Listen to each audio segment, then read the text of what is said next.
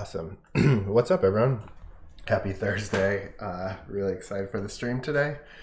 In a few days, it's actually the 13th anniversary of The Food in My Beard. So I thought it'd be fun to go back in the archives and cook something random from a while back today. And that is pork belly mac and cheese. It's one of the first recipes I ever actually created. I was very much not good at blogging back then. The pictures are terrible. No one really saw it at the time.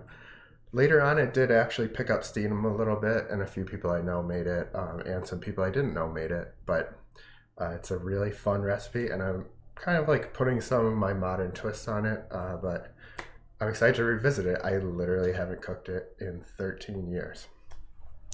And if you are new to the stream, I do this every Thursday.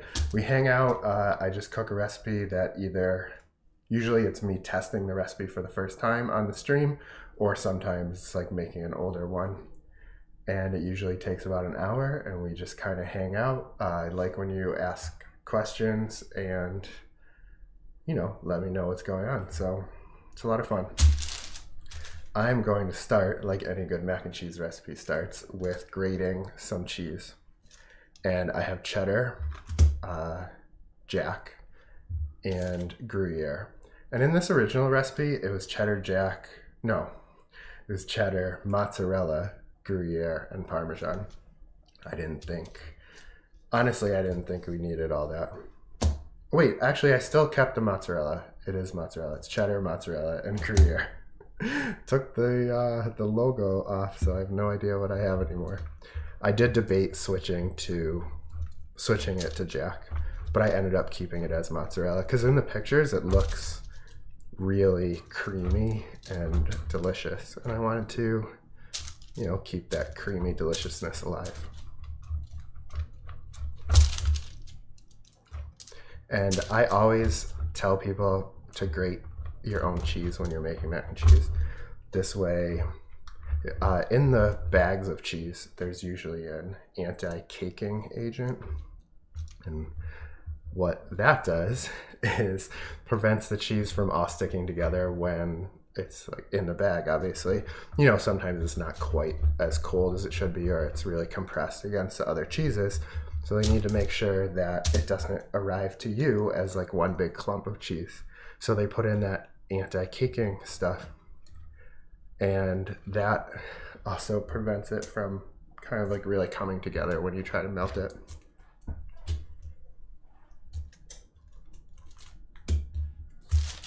Nice.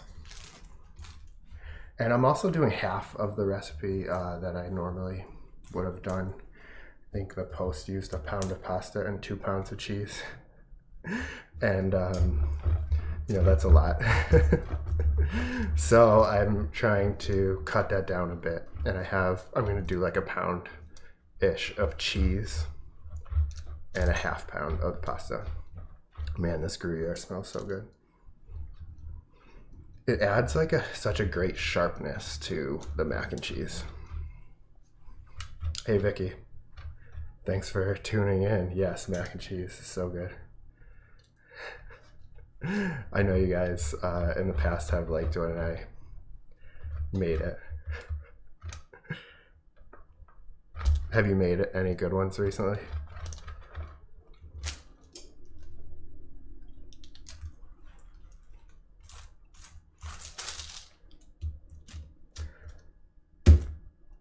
Last one.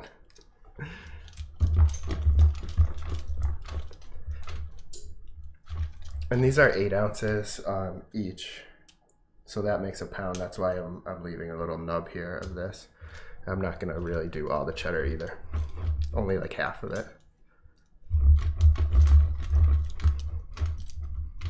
Hey, what's up, Alex? Welcome. Hey, it's a good way to announce yourself.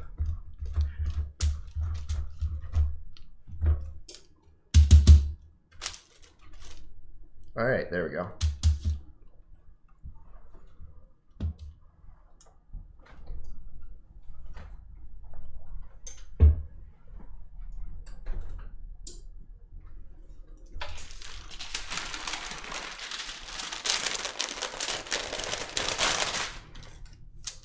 well, you know, you had a important work meeting, that usually becomes more important than hanging out on a stream while I cook meat that you don't even eat.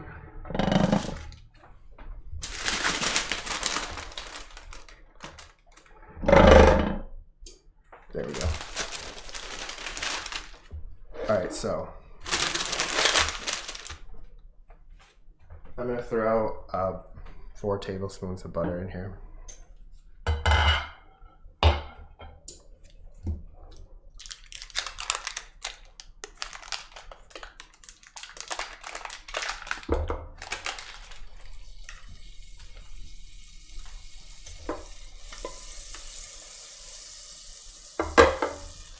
Apparently this burner is very hot. Still haven't gotten used to it.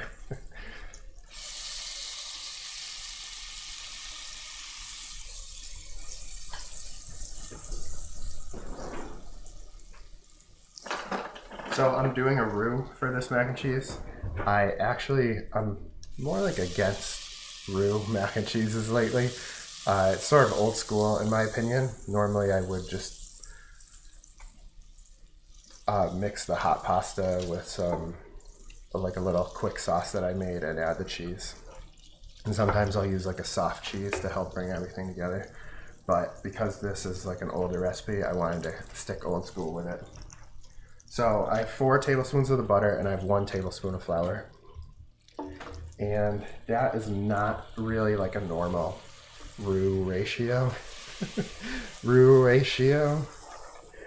Normally you do equal parts, but I don't want this roux to sort of like overpower everything, and I don't need it to thicken things up that much because we have all this cheese that's going to help thicken it. I just wanted extra butter, have that nice butter flavor.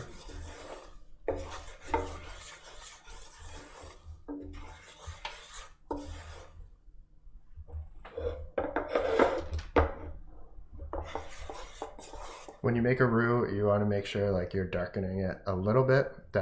You're toasting the flour at this part and cooking out the rawness of the flour, and it makes it taste better. A little slight toastiness.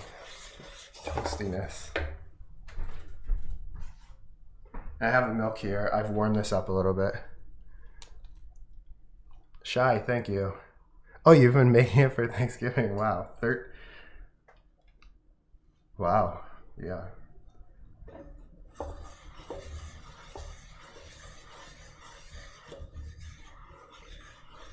Well, this is how you would begin any mac and cheese, really, John. So I'm adding milk now.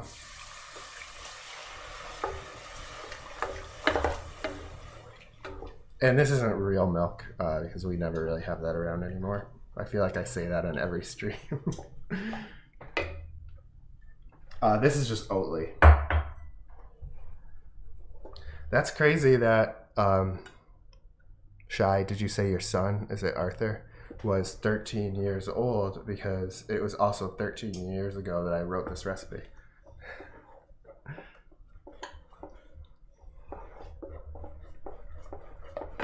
So you can see it didn't take long, but that thickened up a little bit. And you can tell when I do this on the pan, and you kind of see the streaks left behind. And I'm going to take this off the heat right now and do something with this thing before I burn myself.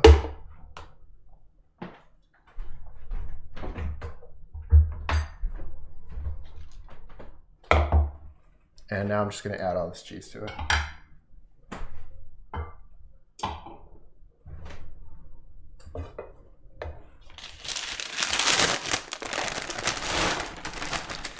And if you missed the grating portion, the cheese was cheddar, mozzarella, and Gruyere. And this isn't going to all melt. It will some melt. But we're going to bake this a little bit at the end. So that's when the rest will have like a little more time to melt. And this is also a thick sauce, but there's going to be some of the barbecue sauce from the cooking liquid and a little of the pasta liquid in here to kind of cancel it out.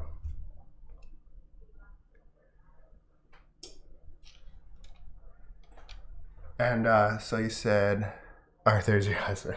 Oh, so you tagged him. I can't see the tags when I'm on this live thing. It kind of just shows the text only.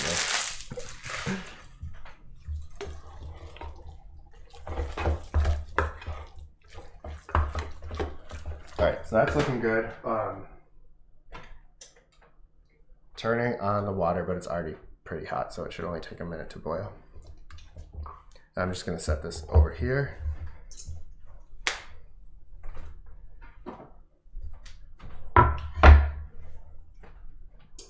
So I found the original pasta that I originally made this with. I was surprised. I didn't think I'd be able to find it. But it's kind of like this hybrid elbow, almost shell-like. And I put some cauliflower in it originally. I'm not sure why. Maybe, I thought I was being healthy or something. So we're still going to add the cauliflower.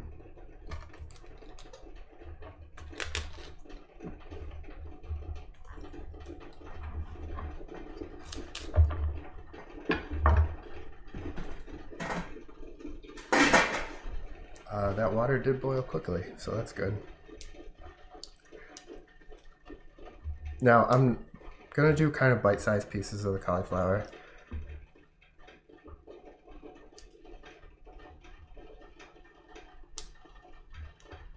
But also, it's gonna shrink a little.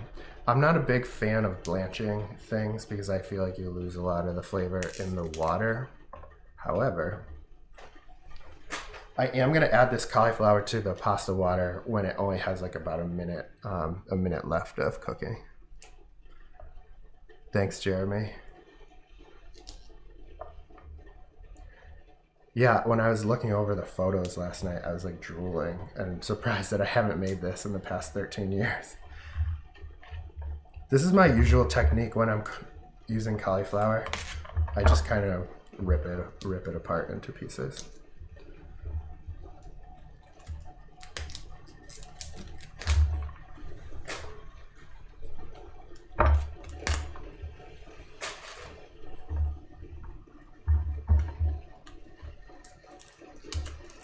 So in the original recipe of this, I also made my own barbecue sauce, which is a little adventurous and I guess sort of unnecessary for a mac and cheese like this. Speaking of which, Shai, do you usually make your own barbecue sauce when you're making this recipe, or have you adapted it to using one? The other thing I did in the original recipe was I shredded up the pork belly. So it was mostly because I just didn't really know how to cook pork belly at that time. And I'm going to, this time I just baked it and I have chunks of it, and I'm gonna sort of layer up the chunks in the dish.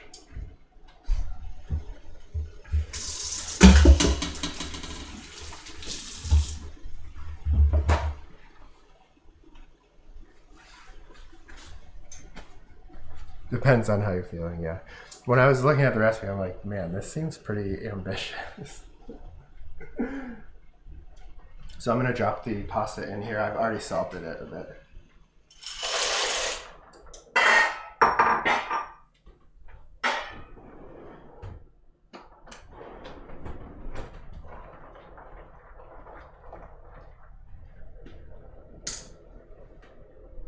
And that's gonna cook for like 6 minutes, maybe 7. Actually, we're only gonna bake this for like 5 minutes at the end. I have the oven super hot and everything's gonna be nice and warm. So I should probably do it closer to the sort of like real amount that you would do. I guess like close to 10 minutes. Yeah, Sweet Baby Ray's is a good choice for doing this. I found some random Whole Foods barbecue sauce. They actually have a few different kinds. There's like one was Texas and Memphis, and I'm not really sure what they're describing as the difference between them, and I could barely even taste the difference. But when I'm doing this, I'm actually going to talk a little more about the pork belly cooking later while the mac and cheese itself is in the oven. But I kind of doctored up the barbecue sauce, I guess, as you would. The trouble sometimes with Sweet Baby Ray is like it is very, very sweet. So you have to beware when you're using it sometimes. Just that, like, the sweetness will overpower the final dish. Usually when I use it, I'll mix in some cider vinegar.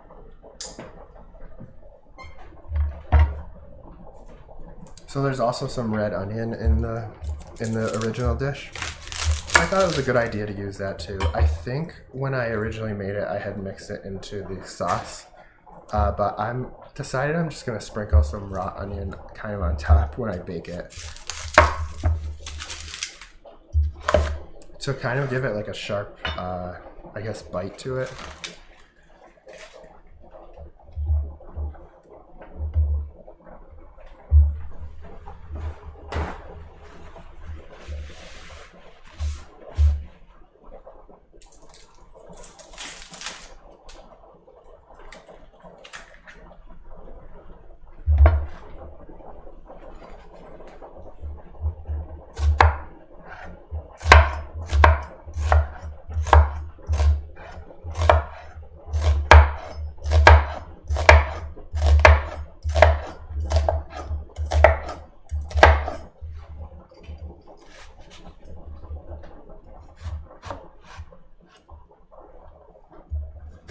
I want these nice little pieces here so that they do actually cook a little bit in that final cooking process.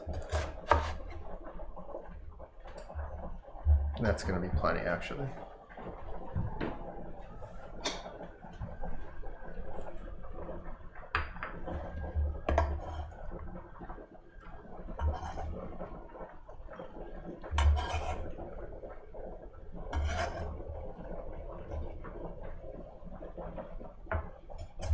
Great. I think I can get this stuff out of here.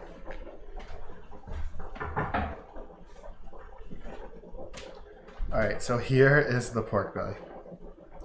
And like I said earlier, I used to not really know how to cook this, so I got a big slab of it and I just kind of boiled it basically in the barbecue sauce till it was shredding.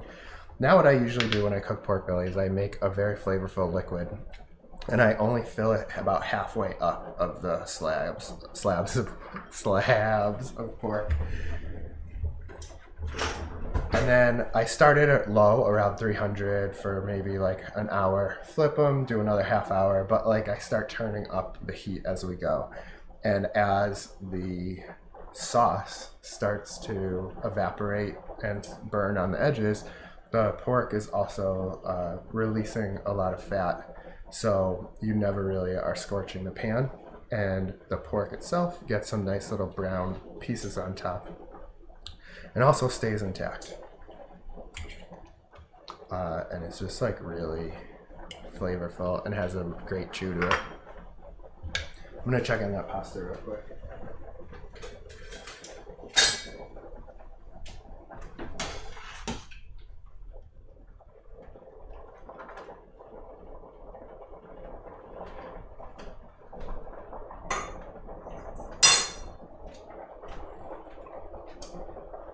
Almost there.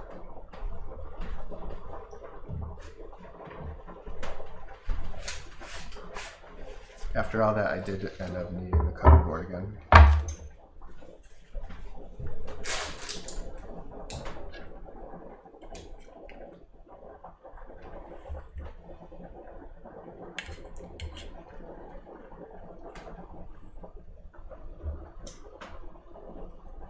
I would say if you're talking about start to finish, including the pork, it could be like 3 hours, maybe 2. So the pork itself will take like 2 hours, especially when it's thin like this. This is how I find it at the store usually now, this sort of thickness. Back when I originally made this, which again was like 13 years ago, I didn't even really know what pork belly was. Like I saw on Top Chef, like every dish was pork belly. It was so trendy, but you couldn't really find it at the store and stuff. So I finally found it at an Asian market and just started experimenting with it because there wasn't as many examples of what to do out there. So the focus isn't really working, but it's nice and tender. But it also, the fat is still there and it's like crispy kind of.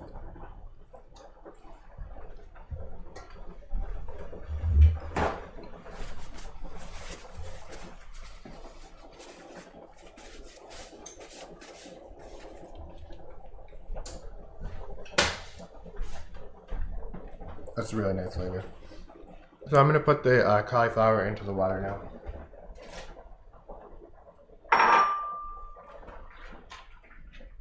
That only needs like another minute. I'm gonna cut this a little bit.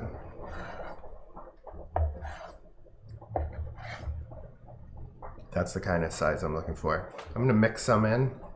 It'll fall apart a little bit more. I'm also going to put some pieces just like right on top. And I think it's gonna look really cool. As usual, we will find out together.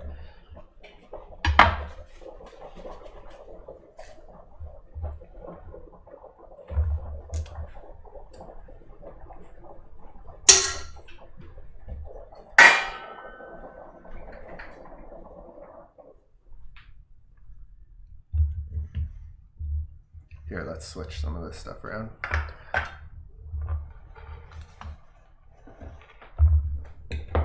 Not a lot of real estate to work with here. Great.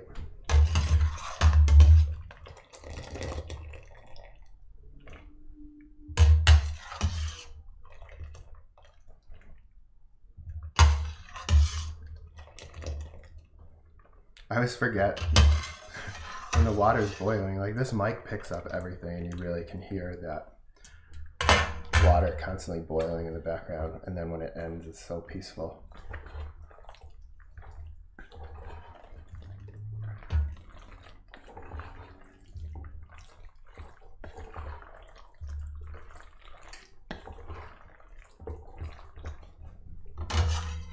Looking good.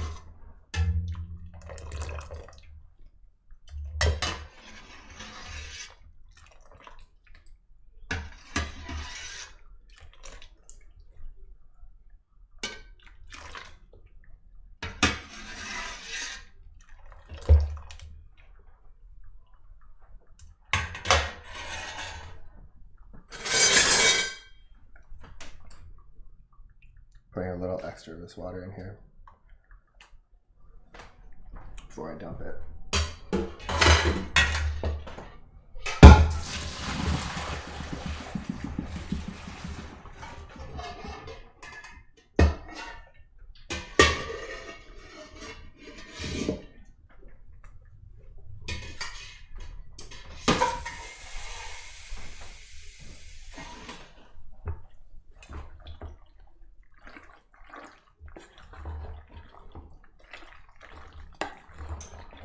This looks really nice. The cheese is mostly getting melted.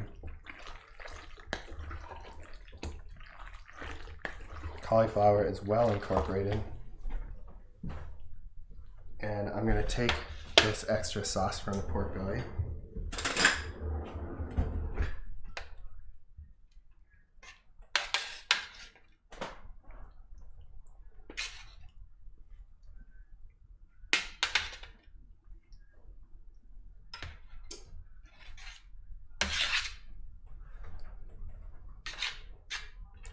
Things are coming along nicely here.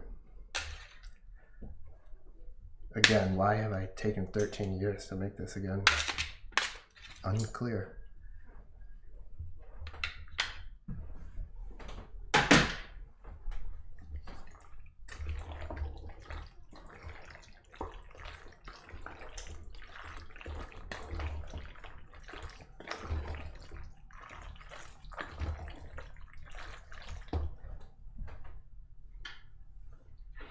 I think we need some more.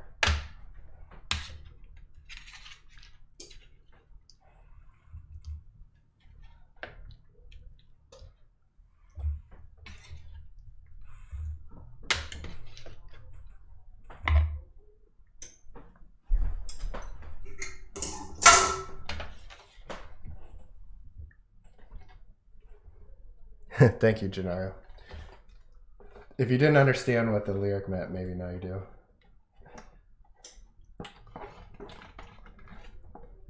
We're adding that all really nice fat in here.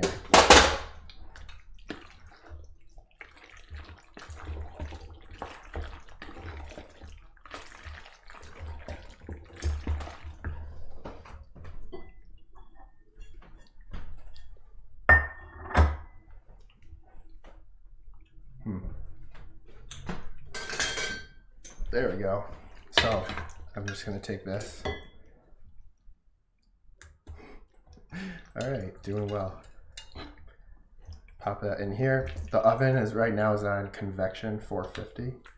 So it's going to take 5 minutes for this to just get like super bubbly and brown.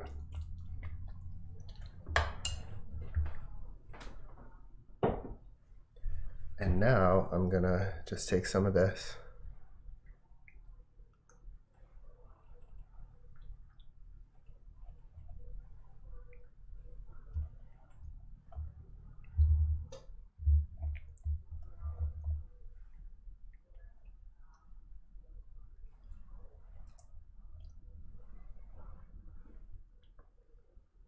All right, that's really great.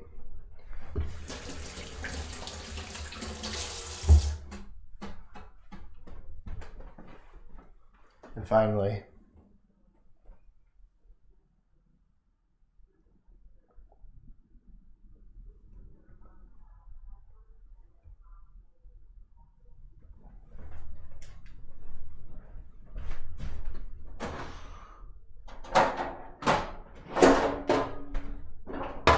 I'm just putting this on another pan just in case it like boils over while it's cooking and makes a mess.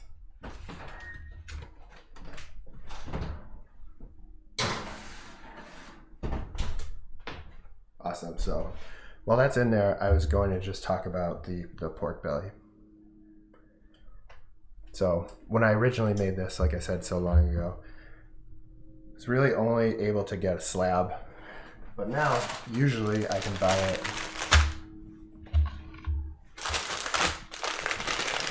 either nicely trimmed with no bones, but still a slab, or it comes just like this. But it's thick enough that it will hold up to some decent cooking and stay together like that in the end.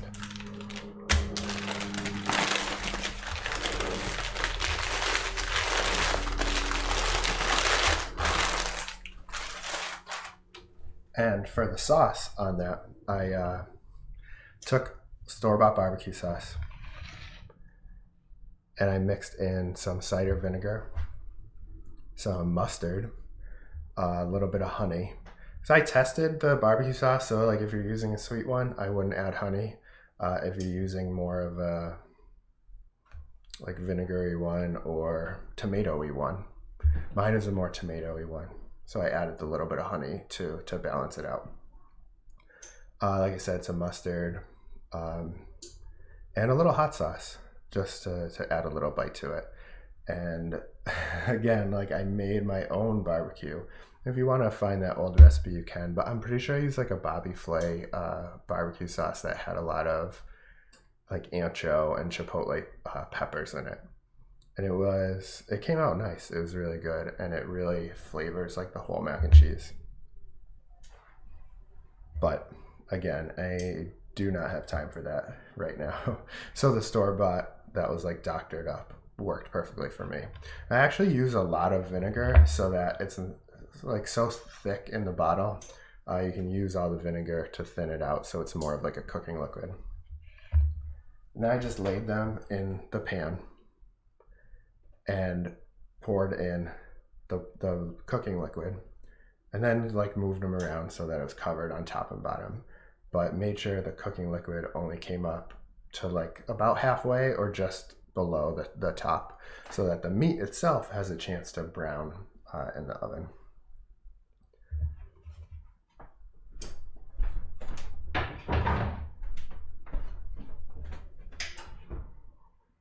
It's looking really good.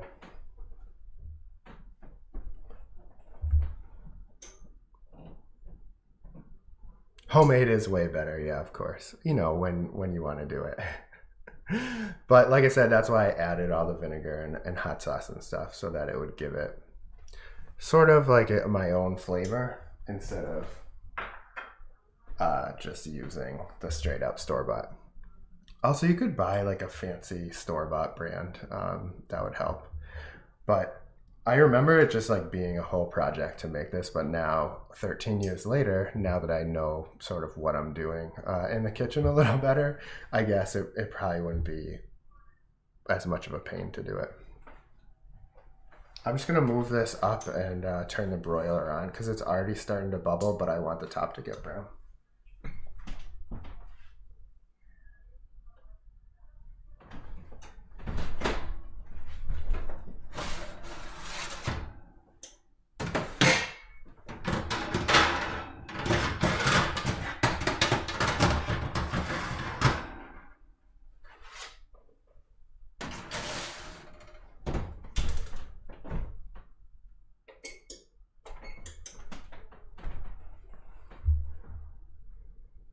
Oh, the Jack Daniels version of barbecue sauce. Yeah, that sounds good. I don't think I've had that before. I've tried a lot of barbecue sauces in the aisle, believe it or not. You could also just add a little Jack Daniels, and that would, just like the vinegar, would help thin it out as a good cooking liquid.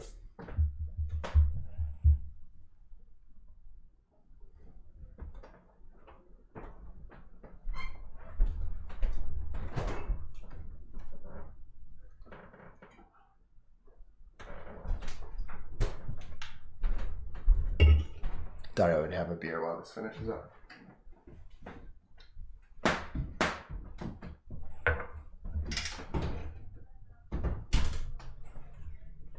Looking really good.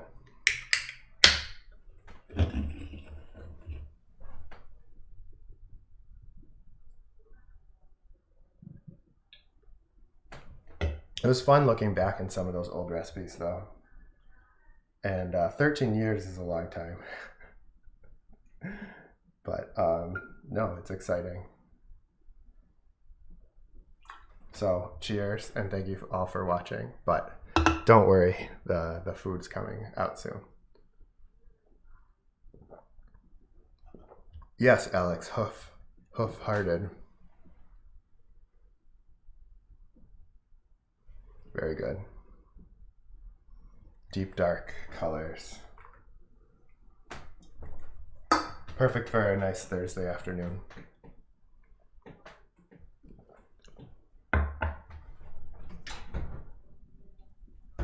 Ooh, yeah. I'm gonna get a little towel to put below it.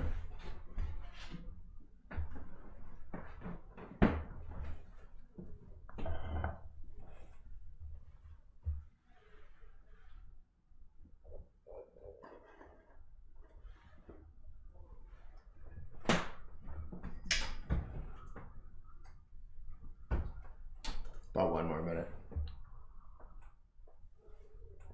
If you want the cauliflower to be more cooked, you could also add it a little sooner, but I like it to keep kind of crunchy and firm.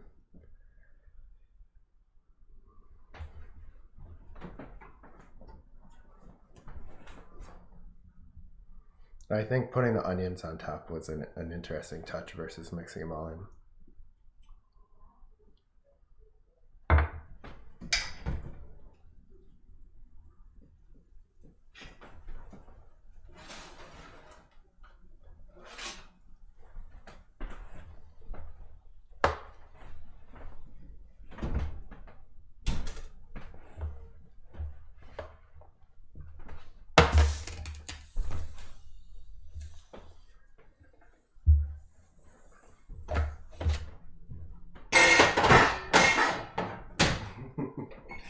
Causing all sorts of crashing commotions.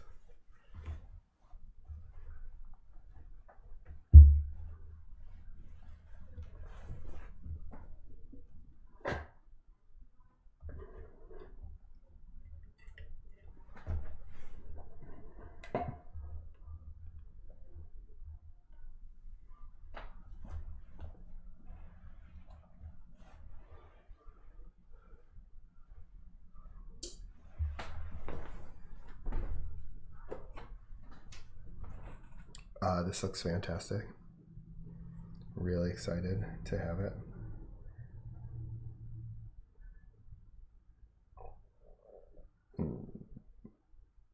Well,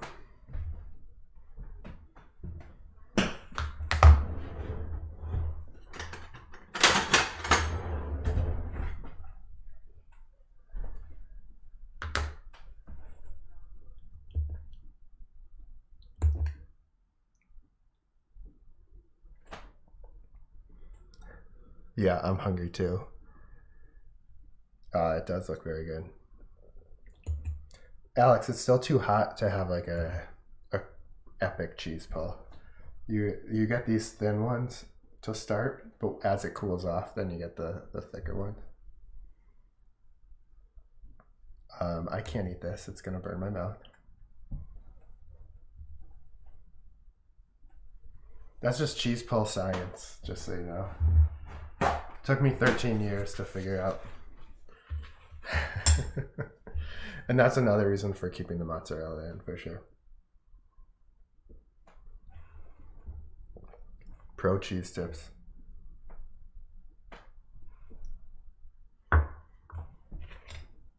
It's the only kind I give.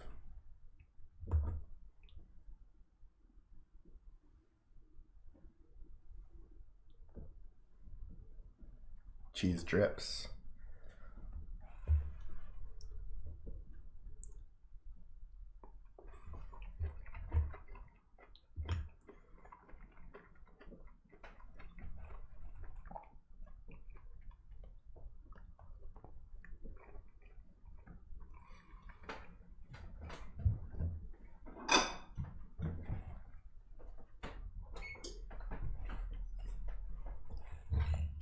This is really fantastic. Cut the stream. I'm just gonna eat it.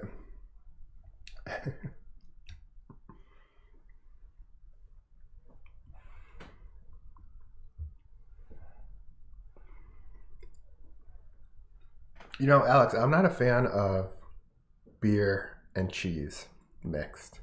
I mean, I like drinking beer and eating cheese, but I don't really like beer cheese. I think it just has like a gross, like damp flavor, if that makes sense. Like someone's cellar.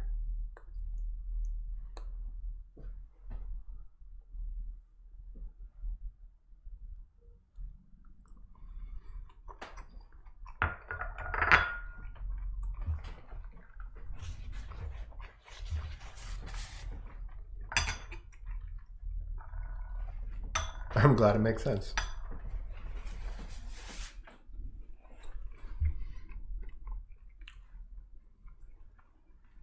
All right, this is very good. I will say, versus the original recipe, there's a lot less barbecue flavor running throughout the mac and cheese. But it's there. You taste it. But what I like about this version is you have the mac and cheese with a hint of barbecue flavor, but you have the actual pork belly that has like the strong barbecue flavor as you're eating. It kind of is more balanced, and you get the big chunks of pork belly, which is awesome. So that's that for today. Thank you all so much for watching. I'm probably going to post an updated version of this recipe on my website within the next couple of weeks. So if you want to make it yourself at home, or you can check out the old version and try that one. But so glad you all could come and hang out and celebrate the 13th anniversary of my website. Awesome, Shai. Yeah, definitely try it and let me know, especially someone who makes it every year. It'd be cool to hear what you think. So thanks, and talk to you guys.